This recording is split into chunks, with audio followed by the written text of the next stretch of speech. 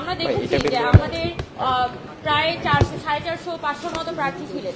বিভিন্ন হলে হলে যে প্রার্থীরা ছিলেন তাদের পক্ষ থেকে কিন্তু অনেকগুলো কনসার্ন বিশ্ববিদ্যালয় প্রশাসনকে জানানো হয়েছে। আমাদের এখানে বিভিন্ন প্যানেল থেকে আমরা এখানে দাঁড়িয়ে আছি, আমাদের সবার পক্ষ থেকে কিন্তু আলাদা আলাদাভাবে কনসার্ন জানানো হয়েছে, একদম লিখিত অ্যাপ্লিকেশন জানানো হয়েছিল যে ঢাকা বিশ্ববিদ্যালয়ের কিছু স্পেসিফিক সমস্যা। প্রথমত হচ্ছে ব্যালট পেপার যে হচ্ছে গাউসুল আজম মার্কেটে পাওয়া গেছে, এইটার কোনো উত্তর আসলে আমাদেরকে ঢাকা বিশ্ববিদ্যালয় প্রশাসন এখনো পর্যন্ত দিতে পারেনি। আর পাশাপাশি আমাদের প্রত্যেকটা বলা যায় বিভিন্ন প্রার্থীদের পক্ষ থেকে, প্যানেলের পক্ষ থেকে বারবার করে অ্যাপ্লিকেশন দিয়ে জানানো হয়েছে যে আমাদেরকে যাতে ভোটার উপস্থিতি যে তালিকাটা, সেই উপস্থিতি তালিকাটা দেয়া হোক। এটার মধ্যে ভোটারদের যে প্রাইভেসি, সেটা ক্ষুণ্ণ হওয়ার আসলে কোনো সুযোগ নেই।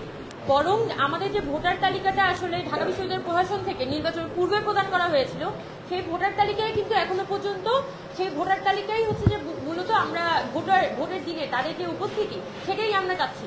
এটা খুবই মানে ব্যক্তিগত ইনফরমেশন হিসেবে এটাকে বিবেচনা করার সুযোগ কম।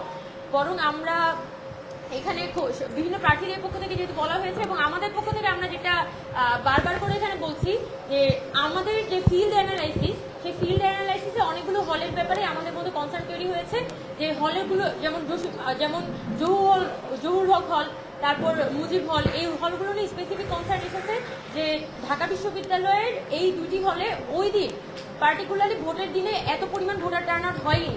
কিন্তু সেই জায়গা থেকে যখন বিশ্ববিদ্যালয় প্রশাসন বলছে যে প্রায় 87%-88% কাস্টিং হচ্ছে, তখন আমরা বলেছি যে আমাদের জায়গা থেকে নর্মালি বলেছি ঠিক আছে, আপনারা আপনাদের উপস্থিতি তালিকাটা দেন, তাহলে এখানে সবার জন্য বিষয়টা ক্লিয়ার হয়ে গেল। তো এই সুস্থ স্বাভাবিক প্রক্রিয়াটা আমরা যেটা দেখতে পাচ্ছি যে আমাদের ঢাকা বিশ্ববিদ্যালয় প্রশাসনের আজকে ভিসি স্যার ছিলেন, ভিতর প্রক্টর স্যার ছিলেন, এই দুইজনের উপস্থিতিতে আমরা কথা বলেছি সবাই, এবং আমরা আমাদের কনসার্নগুলো তাদের কাছে নর্মালি উপস্থাপন করেছি, এবং তারা যেটা আমাদেরকে অনবরত বলার চেষ্টা করছেন যে এই জিনিসটার সুযোগ নেই, মানে ওনাদের পক্ষ থেকে এক ধরনের একটা না সুযোগ কথা আসলে আমরা শুনছি। তো আজকে নির্বাচনের কিন্তু প্রায় 15 দিনের মধ্যে উপর চলে গেছে, এখনো পর্যন্ত কিন্তু আমরা দেখতে পাচ্ছি যে বিশ্ববিদ্যালয় প্রশাসন একটু আন্তরিকতার সাথে এই যে সমস্যাগুলো বা এই যে কোশ্চেনগুলো অ্যারাইজ হয়েছে বা বিভিন্ন আবেদনগুলো পড়েছে, সেগুলো অ্যাড্রেস করে একটা প্রপার অ্যান্সার দিতে পেরেছে। বরং তাদের মধ্যে নানান ছলচাতুরি করা বা তাদের মধ্যে নানান ধরনের একটা চেষ্টা আছে এই প্রশ্নগুলোকে এড়িয়ে যাওয়ার।